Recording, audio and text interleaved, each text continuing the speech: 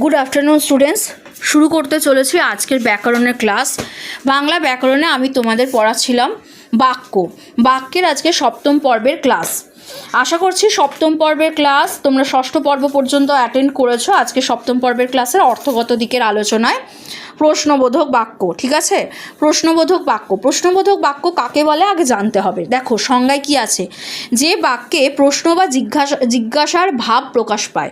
আমরা যখন কাউকে কিছু প্রশ্ন করি বা জিজ্ঞেস করি, সেটা কিন্তু যে বাক্যের মাধ্যমে আমাদের বাক্যকে আমাদের মনের ভাষাকে প্রকাশ করি, তো নিজের বক্তব্যকে প্রকাশ করি, বাক্যের মাধ্যমে সেটা প্রকাশ করা হয়ে থাকে। সেই যে বাক্যের মাধ্যমে আমরা প্রকাশ করছি সেটা হলো প্রশ্নবোধক বাক্য। যে বাক্যে প্রশ্ন বা জিজ্ঞাসার ভাব প্রকাশ পাচ্ছে তাকে প্রশ্নবোধক বাক্য বলে। এই ধরনের বাক্যে প্রশ্নসূচক চিহ্ন বর্তমান